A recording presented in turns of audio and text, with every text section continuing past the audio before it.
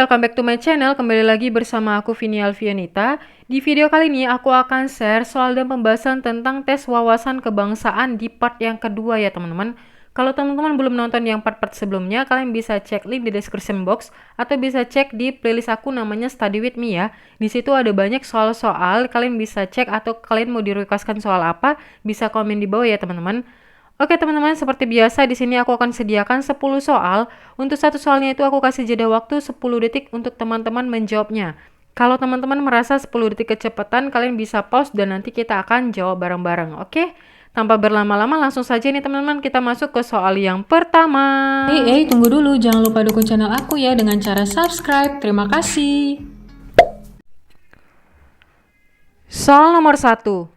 Nilai instrumental Pancasila dapat ditemukan dalam perangkat negara berikut ini kecuali A. Undang-Undang Dasar 1945, B. Keputusan Presiden dan Wakil Presiden, C. Ketetapan MPR, D. Undang-Undang, E. Aturan Pemerintah. Kita mulai.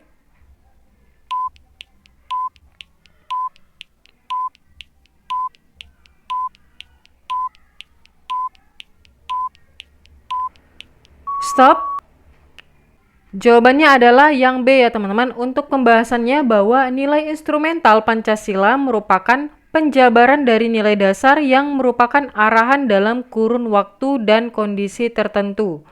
Nilai instrumental bersifat kontekstual dan disesuaikan dengan perkembangan zaman. Nilai instrumental dapat ditemukan pada Undang-Undang Dasar 1945, Ketetapan MPR, Undang-Undang Peraturan Pemerintah, dan peraturan perundangan lainnya. Berarti keputusan Presiden dan Wakil Presiden ini tidak termasuk dalam nilai instrumental Pancasila ya teman-teman. Jawabannya adalah yang B. Nah, kita lanjut ke soal nomor 2. Undang-Undang Dasar 1945 sebelum diamandemen menegaskan bahwa kedaulatan diatur di tangan rakyat dan dilakukan sepenuhnya oleh A. Mahkamah Agung, B. Perdana Menteri, C. Presiden, D. Majelis Permusyawaratan Rakyat, E. Dewan Perwakilan Rakyat. Kita mulai.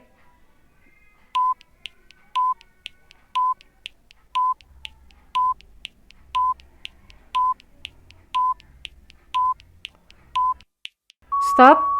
Jawabannya adalah yang D ya teman-teman. Untuk pembahasannya bahwa Undang-Undang Dasar sesuai dengan pembukaan Undang-Undang Dasar 1945 pada alinea keempat menyatakan bahwa susunan negara Republik Indonesia yang berkedaulatan rakyat.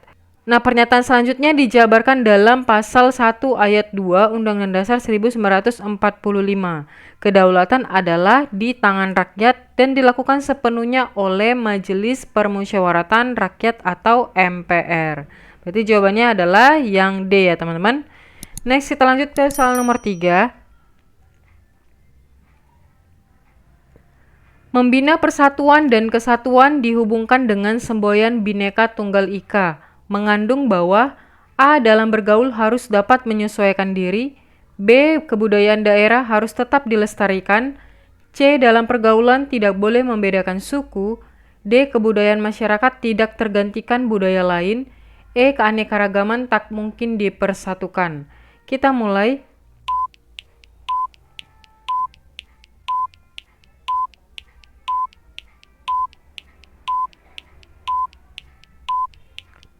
Stop. Jawabannya adalah yang C ya teman-teman. Untuk pembahasannya bahwa secara harfiah Bhinneka Tunggal Ika diterjemahkan beraneka satu, yang bermakna meskipun berbeda-beda tetapi pada hakikatnya bangsa Indonesia tetap adalah satu kesatuan. Nah, semboyan ini digunakan untuk menggambarkan persatuan dan kesatuan bangsa dan negara kesatuan Republik Indonesia yang terdiri atas beraneka ragam budaya, bahasa daerah, ras, suku bangsa, agama, dan kepercayaan, sehingga dalam membina persatuan dan kesatuan dalam pergaulan tidak boleh membedakan suku. Jawaban yang paling tepat itu adalah yang C, teman-teman. Dalam pergaulan tidak boleh membeda-bedakan suku. Next, kita lanjut ke soal nomor 4. Dalam sumber tata hukum di Indonesia, Pancasila dijadikan sebagai A. Hukum tertulis tertinggi di Indonesia, B. Setingkat dengan Undang-Undang Dasar 1945, C. Sumber dari segala sumber hukum, D. Setingkat dengan TAP MPR. E. Hukum tertinggi di Indonesia. Kita mulai.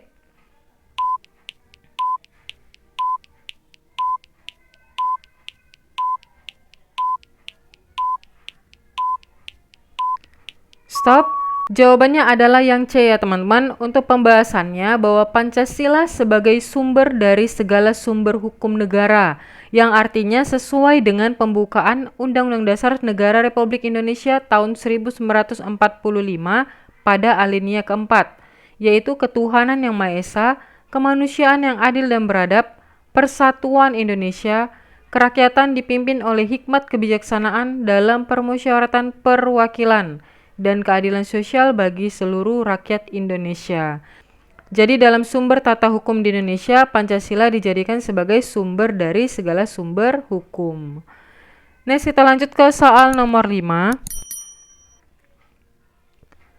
Pancasila termasuk dalam pembukaan Undang-Undang Dasar 1945 pada alinea A pertama, B kedua, C ketiga, D keempat, E ketiga, dan keempat.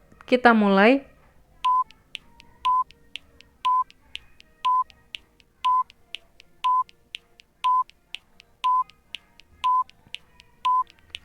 Stop, ini teman-teman udah pada tahu semua ya pastinya ya. Jawabannya adalah yang D ya teman-teman. Pancasila termasuk dalam pembukaan Undang-Undang Dasar 1945 pada alinea yang keempat. Nah, perwujudan Pancasila sebagai ideologi nasional yang berarti menjadi cita-cita penyelenggaraan bernegara. Visi ideal yaitu cita-cita luhur sebagaimana termasuk dalam pembukaan UUD Negara Republik Indonesia tahun 1945, yaitu pada alinea yang keempat. Pancasila merupakan rangkaian kesatuan dan kebulatan yang tidak terpisahkan, karena setiap sila dalam Pancasila mengandung 4 sila lainnya dan kedudukan dari masing-masing sila tersebut tidak dapat ditukar tempatnya atau dipindah-pindahkan. Jadi jawabannya adalah yang D ya teman-teman. Next, kita lanjut ke soal nomor 6. Badan Pertimbangan Pendidikan Nasional atau BPPN dibentuk dan anggotanya diangkat oleh Presiden sebagai wujud A. Lembaga pembantu Presiden dalam bidang pendidikan, B. Pengawasan pemerintah dalam mutu pengendalian pendidikan, C. Lembaga non-pemerintah yang bergerak dalam bidang pendidikan, D. Institusi non-departemen dalam perumusan kebijakan pendidikan, E. Lembaga pengawas pendidikan dan kebudayaan. Kita mulai.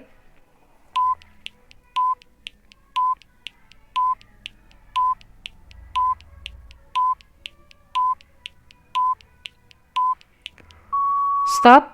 Jawabannya adalah yang A ya teman-teman. Untuk pembahasannya bahwa BPPN dibentuk berdasarkan Keputusan Presiden Republik Indonesia Nomor 30 Tahun 1989 yang merupakan perwujudan dari Undang-Undang Republik Indonesia Nomor 2 Tahun 1989 tentang Sistem Pendidikan Nasional pada pasal 48. Nah, BPPN ini mempunyai tugas untuk memberikan pendapat, saran, usul, dan nasihat atau pemikiran kepada pemerintah dalam kebijakan penyelenggaraan dan pengelolaan sistem pendidikan nasional. Di samping itu, BPPN juga mempunyai peranan penting dalam menyalurkan aspirasi masyarakat umum, kepentingan bangsa dan negara berkenaan dengan masalah-masalah pendidikan. Jadi BPPN ini dibentuk dan anggotanya diangkat oleh Presiden sebagai wujud lembaga pembantu Presiden dalam bidang pendidikan ya teman-teman. Jawabannya adalah yang A. Next, kita lanjut ke soal nomor 7.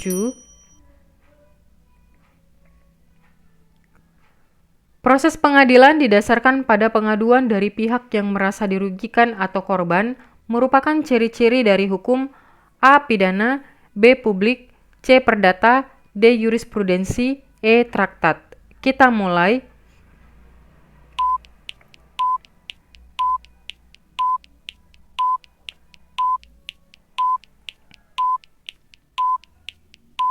Stop. Jawabannya adalah C ya teman-teman, perdata. Nah, hukum perdata ini adalah hukum yang mengatur hubungan antara orang satu dengan orang lain dengan menitik beratkan pada kepentingan perseorangan. Hukum perdata sudah pasti merupakan hukum privat. Ciri-ciri hukum perdata ini antara lain, yang pertama, mengatur hubungan antar orang satu dengan orang lainnya. Yang kedua, proses pengadilan berdasarkan pada pengaduan dari pihak yang dirugikan. Dan yang ketiga adalah korban berlaku sebagai penggugat. Jadi proses pengadilan didasarkan pada pengaduan dari pihak yang merasa dirugikan. Ini termasuk dalam poin yang kedua ya teman-teman. Jadi jawabannya adalah ciri-ciri hukum perdata. Next, kita lanjut ke soal nomor 8. Suatu unsur yang membedakan antara bentuk negara dan bentuk kenegaraan adalah A. Kedaulatan, B. Rakyat negara, C. Kekayaan negara, D. Wilayah negara lain, E. Pengakuan dari negara. Kita mulai.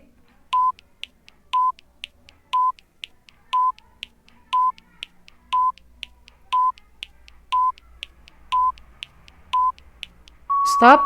Jawabannya adalah yang B ya teman-teman. Untuk pembahasannya bahwa unsur-unsur yang harus ada dalam negara menurut Oppheim Lauterpacht adalah rakyat, daerah, dan pemerintah yang berdaulat. Ketiga unsur itu disebut sebagai unsur konstitutif atau pembentuk ya teman-teman. Bentuk teritorial contohnya negara kepulauan, sedangkan kenegaraan berfokus pada sistem dan erat pada ideologi. Jadi yang membedakan antara bentuk negara dan bentuk kenegaraan itu adalah rakyat negaranya sendiri. Next, kita lanjut ke soal nomor 9.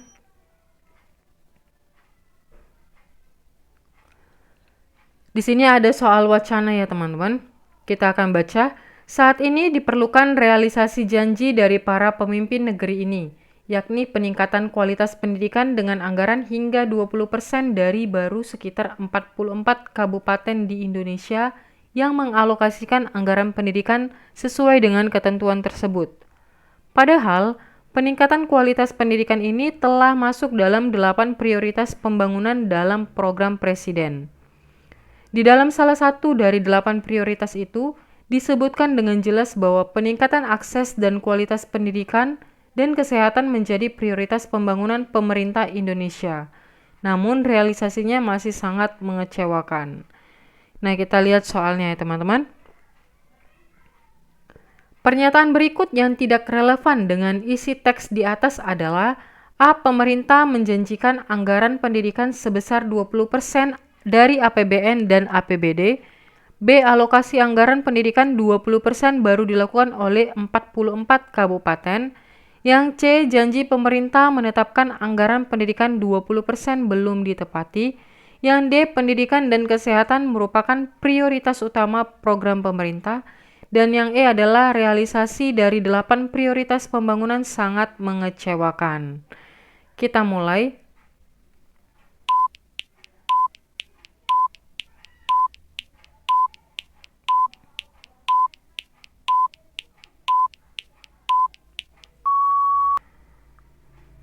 Stop.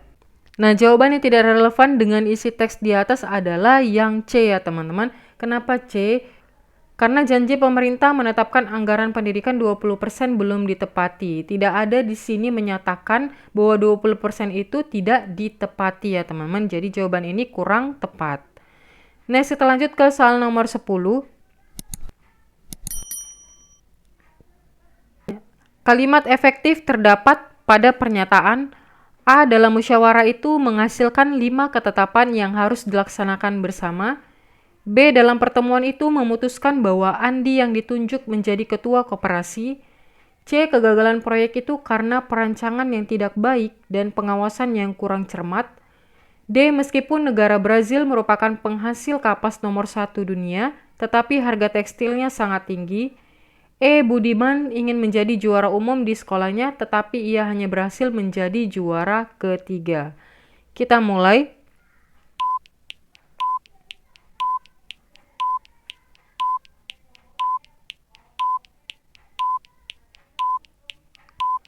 Stop.